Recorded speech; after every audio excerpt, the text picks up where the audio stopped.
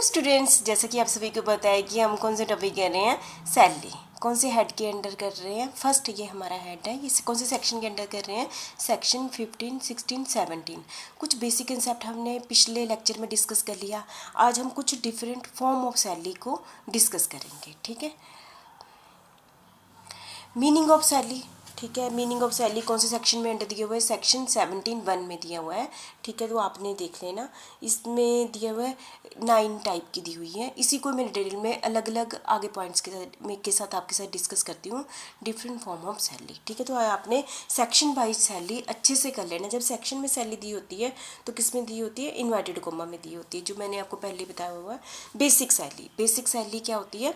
जो basic salary is the compensation for the work, हमें अपने काम के बदले जो सैलरी मिलती है, और it is exclusive of any allowances paid. इसमें कोई भी बेसिक सैलरी में कोई भी अलाउंसेस ऐड नहीं होते हैं। ठीक है, ये एम्प्लॉयर द्वारा एम्प्लॉय को दी जाती है। जो बेसिक जो हमें काम के बदले में मिलते हैं, इसमें कुछ भी एक्स्ट्रा अलाउंसेस वगैरह ऐड नहीं होते हैं। उसको हम क्या कहते हैं?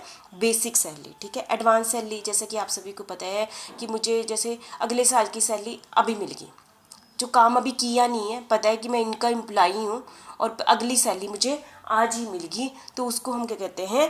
Advance salary. यदि एडवांस में मिल गई तो कहते हैं कि हमने आपको बोला ना, यदि एडवांस में मिल गई तब भी आपको टैक्स देना है, लेकिन आप रिलीफ ले सकते हैं under section 89 of income tax act के अंदर। कौन से सेक्शन के अंडर रिलीफ ले सकते हैं? सेक्शन 89 के अंदर आप रिलीफ ले सकते हैं। तो आपको पता चल गया ना एडवांस सैलरी क्या होती है।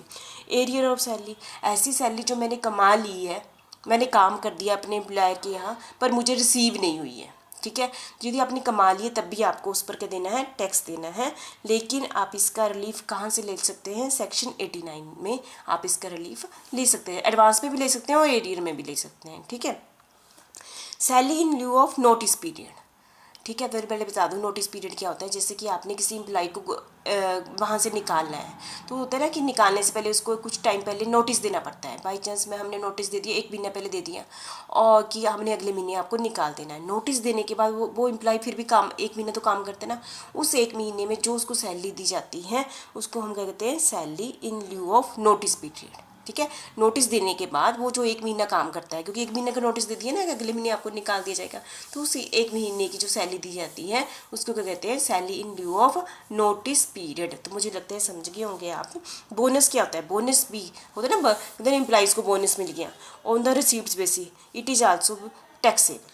ठीक है, आप समझिए। फीस एंड कमीशन, कई बार होता है ना कि हम एम्प्लॉय को कहते हैं कि हम आप इतना काम करो तो आपको कमीशन मिलेगा, एक्स्ट्रा इतना काम करोगे तो कमीशन मिलेगा, इतनी ज़्यादा सेल कर दो तो कमीशन मिलेगा। तो एम्प्लॉयर से एम्प्लॉय को जो भी इस टाइप से कमीशन भी मिलते हैं वो भी सैलरी में ही ऐड होते हैं। ठीक है, तो समझ गए होंगे। Over time, fees and commission भी समझ गए होंगे। Over time payment, over time payment मतलब जैसे कि हमारी ड्यूटी है 8 घंटे की, ठीक है, उसमें हमें सैलरी मिल गई। उसने कहा कि आज चलो जी आप 2 घंटे एक्स्ट्रा लगा लो, तो इस 2 घंटे एक्स्ट्रा की आपको सैलरी मिल जाएगी। ठीक है, तो 2 घंटे जो एक्स्ट्रा की जो सैलरी मिलती है वो भी सैलरी हेड के अंदर ही आएगी, उसके ऊपर भी आपको टैक्स के लिए उसकी भी ऐड किया जाएगा। ठीक है, एन्युटी, जैसे कि कई बार ऐसा होता है कि एक तो हमें होता है कि हर महीने हमें सैलरी मिलती रहती है।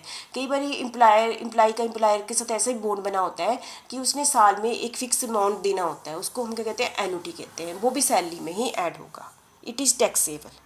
ठीक है, और लीव सैलरी, ये मैंने लीव सैलरी, ग्रेजुटी, पेंशन, ये सारे इतने सारे टॉपिक, ये सारी यहाँ तक आपके साथ एग्जेम्प्टेड इनकम में बहुत ज़्यादा डिटेल में की है, तो मैं यहाँ पर आपके साथ बहुत ज़्यादा डिटेल में नहीं करूँगी। लीव सैलरी मतलब लीव सैलरी ऐसी सैलरी जब हम छुट्टी लेते हैं, और ये छुट्टियाँ जैसे मैं एक गवर्नमेंट एम्प्लॉई हूँ, तो मुझे साल की मिलती हैं 12 CL मिलती हैं और 20 मिलती हैं अर्न लीव मिलती है ना, मतलब ऐसी लीव जिसको यदि मैंने बचा ली तो उसके बदले मुझे गवर्नमेंट क्या दे देगी? सैलरी दे देगी। और मैं हर साल इकट्ठा 20-20 इकट्ठा करती रहती हूँ। जब मेरी रिटायरमेंट होती है तो वो सारी छुट्टियों के बदले मुझे क्या मिल जाती है? सैलरी मिल जाती है। उसको हम क्या कहते हैं? Leave salary. ठीक है, तो इसकी क्या ट्रीटमेंट होगी, कहाँ तक एग्जम्प्ट होगी, ये सारी मैंने आपके साथ एग्जेम्प्टेड इनकम में डिस्कस कर ली हुई है। ठीक है, तो आपको याद होगा अच्छे से, वहाँ पर डिटेल में पूरा कितनी एग्जाम्पशन मिलनी है, क्या होना है, आपको बता दिया हुआ है। ग्रेजुटी भी आपको बता दी हुई है। यदि गवर्नमेंट एम्प्लॉई को मिलती है तो टैक्स फ्री है, यदि बाकियों को मिलती हैं तो किस लिमिट तक है? तीन पॉइंट्स दिए हुए उनमें से जो सबसे कम होगी उतनी एग्जाम्पशन मिलेगी। ये आपको बहुत डिटेल में बता दिया हुआ है। पेंशन भी एक टाइप की क्या होती है, सैलरी होती है। ये आपकी इनका सैलरी में हेड में आएगी। यदि क्यूमुलेटिव मिल गई है, इकट्ठी मिल गई है, यदि रिटायरमेंट के टाइम पेंशन दो टाइप से मिलती है, एक तो इकट्ठी मिल जाती है, एक हर महीने मिलती रहती है। कुछ पार्ट इकट्ठा मिल जाता है और कुछ पार्ट क्या होता है, पार्ट्स में मिलता रहता है, हर महीने मिलता रहता है। जो तो हर महीने मिलेगा वो सैलरी हेड के अंडर आ जाएगा। जो इकट्ठा मिल जाएगा उसके अकॉर्डिंग क्या क्या कितनी एग्जाम्पशन मिलेगी, इसको भी मैंने आपके साथ पहले ही डिस्कस कर लिया हुआ है। ठीक है। और रिट्रीचमेंट कंपनसेशन, ठीक है, तो ये भी इसके रिलेटेड भी मैंने received at the time of voluntary retirement. ठीक है, मतलब कि यदि आपने रिटायरमेंट ले ली है जल्दी तो उसके बदले में आपको जो भी अमाउंट मिलता है वो कहाँ तक एग्जम्प्टेड है, ये बहुत डिटेल में मैंने आपके साथ लास्ट वीडियो में डिस्कस कर लिया है। ठीक है। Compensation received at the time of voluntary retirement हो गया आपका। ठीक है, ये थोड़ा यहाँ तक है, ये नहीं है पॉइंट्स, ये टाइप गलत हो गया है।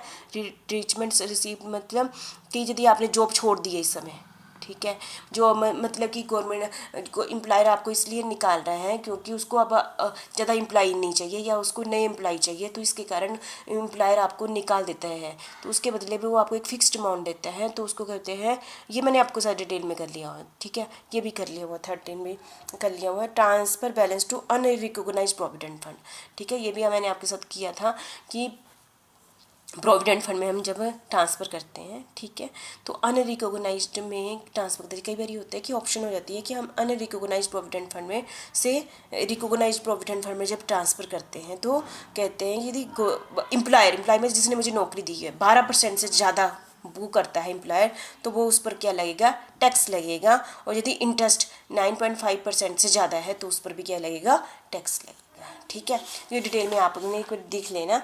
Annual accretion to provident fund, यही है कि एम्प्लॉयर कंट्रीब्यूट, एम्प्लॉयर मतलब जिसने नौकरी दी है, टू रिकॉग्नाइज प्रोविडेंट फंड में 12% से ज़्यादा, 12% तो एग्जम्प्टेड है, 12% से ज़्यादा देता है। और इंटरेस्ट कौन सा है, 9.5 से ज़्यादा देता है, वो क्या हो गया, टैक्सेबल होंगे। ठीक है, तो मैंने आपके सामने 15 पॉइंट डिस्कस किए।